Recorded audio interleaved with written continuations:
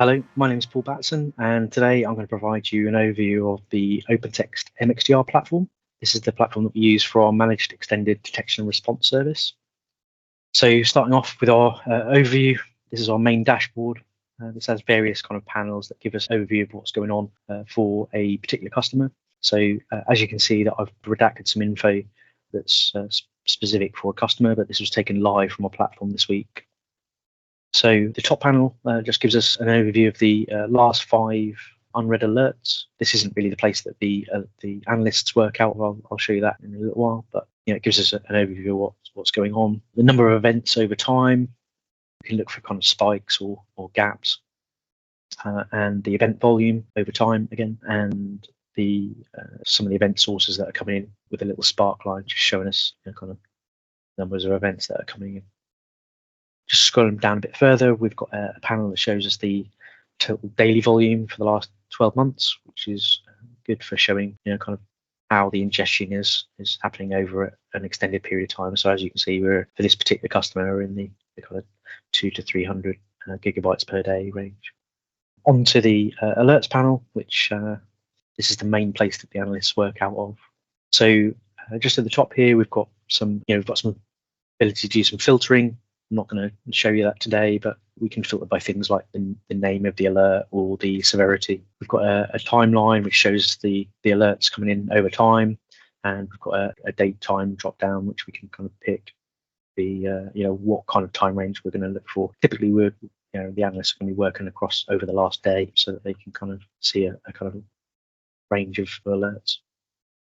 And then we've got the alerts themselves. I've grouped them here by the alert name. That's quite useful as an analyst because you can often triage a number of alerts at the same time. We'll see activity that repeated, and we'll be able to tune or triage it and investigate it all at the same time. Just a little bit about the types of alerts you can see here. That this is just a selection, obviously. I'm going to go into some of our different types of alerts and how we kind of think about alerts in a second. But for now, I'm just going to dig into some of these. And this example, I've just picked this PowerShell script invoke web request. It is looking for a particular type of PowerShell command that is sometimes used by threat actors to connect to hosts on the internet. And what I could do here is kind of click this drop down here and look at a little bit more in detail, or I can go over to the right hand side here and click go to query, which means it's actually going to pull the underlying data for that alert, which is what I'm going to do now. So click that go to query and takes us into the data search panel, which allows us to kind of see on the underlying data that's triggered that alert. So just at the top here, we've got a timeline. Just shows us if this alert had fired more than once, we'd have seen what times of day that had triggered. We'd see what host names it's triggered on. We see the command line that was executed. We've got the actual query itself, which is used to trigger this. So for this example, it's just a simple looking for invoke -web request in the command invocation field, and we've redacted out some customer and specific tuning there. So tuning is really important. We often need to tune for a particular customer environment, and that allows us to kind of baseline what's normal for that customer. So in this case, I'm just going to kind of pull that command invocation up in full. Again, I've redacted some information out of here because it's specific to the customer, but as you can see here, that this would give us the full command that the threat actor or the activity that occurred on that host. And as a simple example, this you can see here that the invoke web request is in there, but it was actually going into itself. So it's going to the local host, play into the kind of decision making of the analyst whether or not this is malicious or not. If it's local host, it's less likely to be malicious. It's not necessarily benign, but it plays into that decision making. So moving on, then we've just gone to the active boards section in the platform. Active boards are an interactive dashboard, if you like. So you can click on entries in here and dive deeper into them, but this gives you some dashboards that give you an overview of the activity on the platform. So these are stock dashboards and active boards. Just give alerts by severity as a pie chart, the numbers of alerts in a timeline, and then a bit of an overview of those alerts that are triggered with various fields that are often useful, host name, remote address, username. Obviously, it depends on the alert, depends on what fields we're going to get in the alert. So this is the data search panel. It's how we can kind of get to the underlying data that's in the platform. So as you can see here, and it varies by customer. So this customer has kind of app locker events, DNS, authentication, network, PowerShell, process execution, scheduled tasks, and others. So like I said, depending on the customer, it depends on what kind of information we collect. But we generally collect. There's some that are really quite crucial to a lot of our alerts, and then there's others that depends on what the customer uses, whether they use cloud or whether they're a Windows shop or a Linux shop, for example. So for this one, we're just going to dig into the security win events table, which is the events which are generally stored in the Windows security log, audit log. And as you can see, there's our query. So we're pulling everything from that table. We've got an overview of the alerts over time. The number of alerts, as you can see, it's quite a lot. So this is a reasonable sized customer, and we're pulling events from every host. And got a time range picker, and then the actual data itself. So the host name, obviously it's redacted. The event ID. So for example, if you were to open Windows Event Viewer, see these event IDs inside those events. So 4688 is a Windows process execution. 4624 is a successful authentication.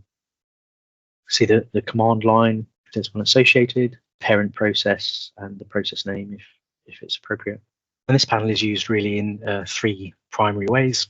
First of all, in investigations. So the alert that we saw earlier that the analyst was wanting to triage, they're going to want to dig into the underlying events. So they'll use this to look for some context around those events. So they'll be looking at things like other activity from that host or from that user, for example.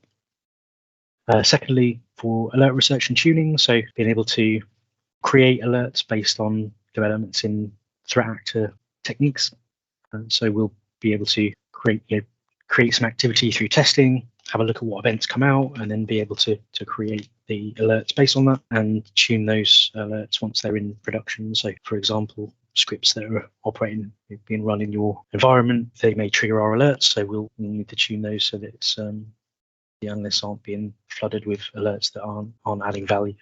And then thirdly, for threat hunting. So for example, we can come up with a hypothesis that a threat actor may use scheduled tasks for persistence. It's a really kind of common and easy hypothesis. So then we'd come in here, we'd pull any scheduled task commands or scheduled task events that have triggered, and then we can stack those by various fields and then look for abnormalities. So moving on, this is our alert manager dashboard. So these are all of our alerts. Obviously, we've redacted these just for privacy reasons, but you can see here there's 21 pages of alerts as we stand. There's around 550 alerts that we deploy for each customer out of the box. Just to give you an idea of how we approach our detection engineering, as it's often called, how we decide which alerts to build.